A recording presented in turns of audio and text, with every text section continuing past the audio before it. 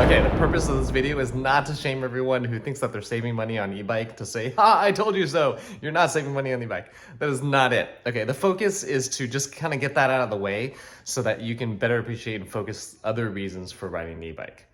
Okay, because it's not all about the finances.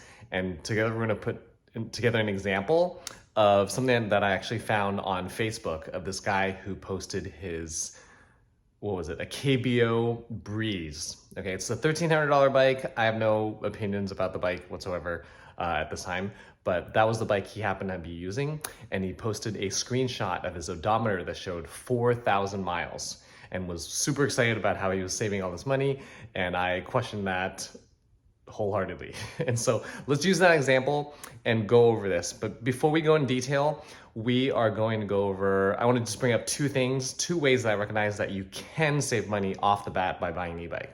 Okay, the first one is that if you're riding to commute and you're saving off of either a bridge toll or a toll road or parking, because parking can range from $3 to $30 and up. And you can surely, if you're riding your bike and therefore avoiding those costs, those can add up quickly and you can save a lot of money, okay? And the second way is to, if you're financing your bike, okay, rather than paying a lot for a bike and then spending a lot of time accruing, saving little by little to save up the cost of the bike that you already spent, you're paying in payments. And that can make sense for a lot of people. I remember in 2008, the financial crisis or the housing market crash or whatever, and I was in the medical industry, and we actually didn't feel it for a couple years. So in 2010, that's when I lost my job, and I was like, okay, let's try to save some money. What are we gonna do? And I financed a 2007 Yamaha Vino 125. Okay, did I have $1,300 in the bank to buy it? Yes, I did. But I chose to finance it because the payments were a lot smaller and I could be saving money within 3 months as opposed to waiting for years. And then by then I knew I would be selling the bike and I wouldn't be riding it anyway. So why not just finance it knowing that I'm not gonna have it for very long? So financing a bike may be one reason or one way that you can actually save money off the bike. But this video is gonna be about how majority of you will not be saving money on the bike. And again, this isn't to shame you. This is just to help you focus on other reasons that you may wanna ride an e-bike and better appreciate those things. I lived in San Francisco for most of my life. I went to college in LA and came back to San Francisco. And there are plenty of places that I haven't seen that I have been able to discover while riding one of these two e-bikes. And the same may be for you, where you live somewhere all your life and you've been driving around, whatever, and biking is kind of a good way to get around. All right, so back to that example, the guy who had the KBO Breeze, $1,300. So let's make some assumptions in argument for you who thinks you may be saving money and putting that to your advantage. So number one is going to be the true use of the bike, okay? Some of us, I would say majority of us, aren't necessarily using a bike as a full 100% replacement of a car. So we do own a car and we do drive it on occasion. And if we're gonna be honest with ourselves, when running errands like getting groceries or going to post office to drop something off or whatever, we can easily do that in a car when we're going from one major destination to another major destination, and we're not necessarily adding miles in the car if we can schedule that according to our daily schedule. But some of us are gonna be in the real world, some of us are gonna be riding bikes because we love riding bikes, and we will go home, grab our bike, and then make a separate trip out there to ride a bike, okay? So of the 4,000 miles that that guy rode, I'm gonna assume that those weren't truly 4,000 miles that he otherwise would have driven in a car, and that he did add extra miles on the bike because he simply wanted to ride a bike. But in your defense, we're gonna go ahead and just say 4,000 miles, all 4,000 miles. He could have driven a car, but he rode a bike instead. Okay, so let's do some math here. Average car, I would say, even these days, are gonna be 25 to 30 miles per gallon, okay? And again, to support the argument of saving money, we're gonna compare it to a car that gets maybe worse gas mileage. So we're gonna do 25 miles per gallon. So if we divide 4,000 by 25 miles a gallon, we get 160. Okay, that's 160 gallons. If we times 160 gallons by the cost of each gallon of gas and I know where you live, or the average is like $3 and something cents. In California, it's about $5. Okay, so 160 times $5 is gonna be $800. So in the course of 4,000 miles, you would have saved $800 by riding a bicycle instead of driving your car. Kinda, okay? So those are the gas costs that you otherwise are not spending, okay? Remember, we have not included tax off this $1,300 bike. We have not included accessories like a bike lock, or a horn, or a bell, or an e-bike helmet, or a lock, or anything like that, okay? And things like that and tax can add up easily $300 on top of the cost of the bike. So the true cost of the bike is probably gonna be about $1,300 plus $300, it's gonna be about $1,600. Okay, so if you're saving $800 in 4,000 miles, let's say you do 4,000 miles in a year, which you may or may not be doing, you're gonna adjust your math accordingly. But if you're riding 4,000 miles and therefore saving $800 in 1 year, then it's gonna take you 2 years just to pay off the bike, right? So you're actually not saving money for the first 2 years. And you gotta ask yourselves,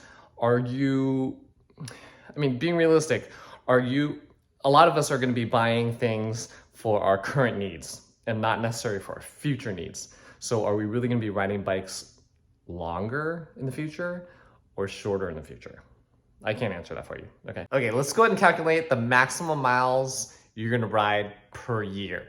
Okay, obviously, this will vary depending on who you are. Okay, but let's put this in realistic terms by breaking it down into miles per day and things of that nature.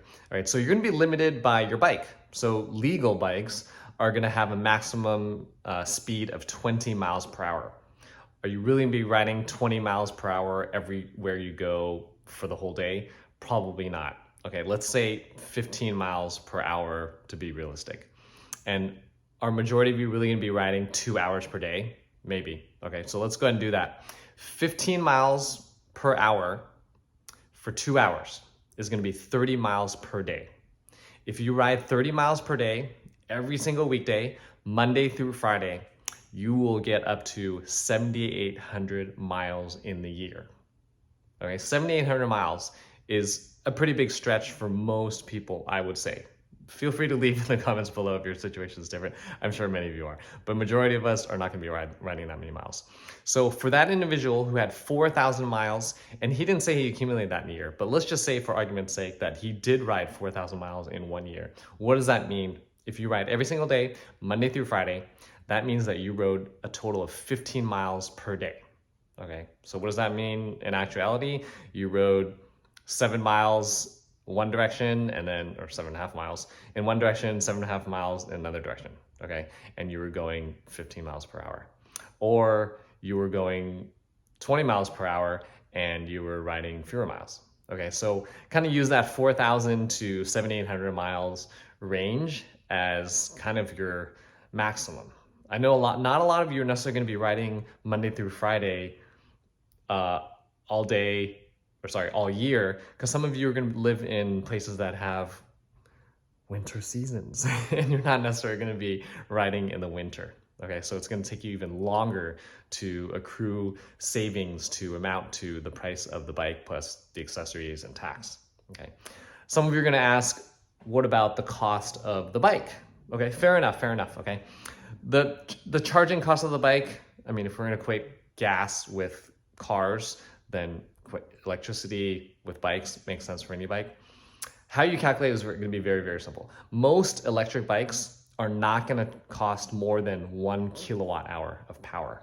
Okay, so what you're going to do is you're going to multiply the voltage of the bike. In the case of the guy with the KBO Breeze, it's 48 volts times 16 amp hours. Okay, equals something like 700 something watt hours.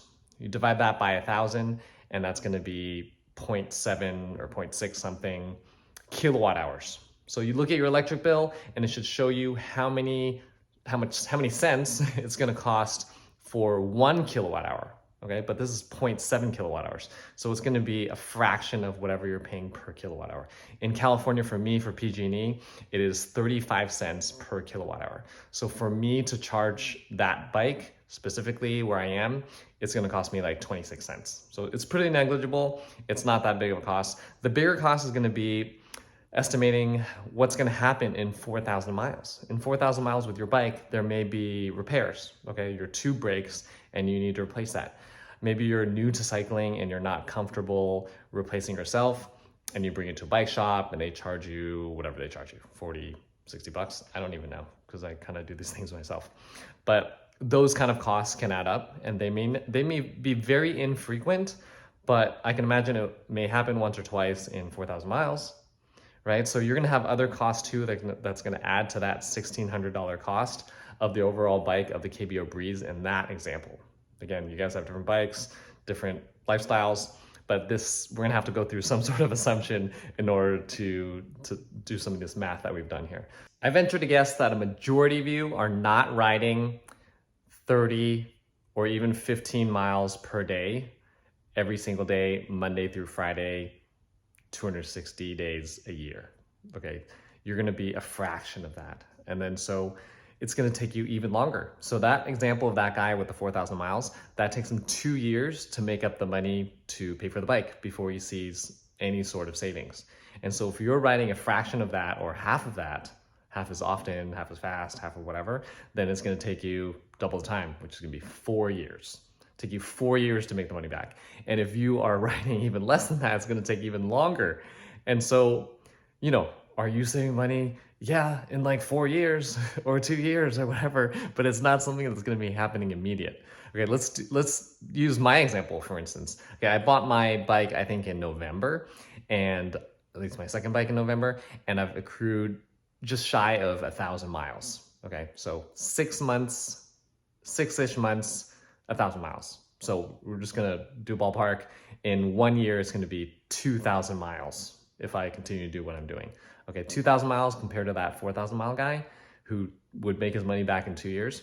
It would take me 4 years. That's for me. If I were to have his situation or my lifestyle, but his numbers, okay, it would take me 4 years to make the money back. So again, are you really saving any money by buying an e-bike? Think about the e-bike as an enjoyment and don't justify the cost. Oh, it's cost savings, that's why I want to buy an e-bike. The more you're looking at that stuff, the more you're taking away from your full experience of riding an e-bike, which can be stopping and smelling roses and just kind of enjoying the ride, enjoying the company, enjoying the city. Okay, so don't think too much about the money as far as that's concerned. If you're on a budget, then definitely buy a cheaper bike. But do know that there are going to be extra costs on the bike on top of the bike itself. And unfortunately, I hate to say this, but a lot of you are going to end up buying a bike that is too heavy, that is too big, and you're end up selling it for a loss and then buying another bike, and it's going to cost you even more. So don't make the mistake, okay? We'll see you next time. Bye.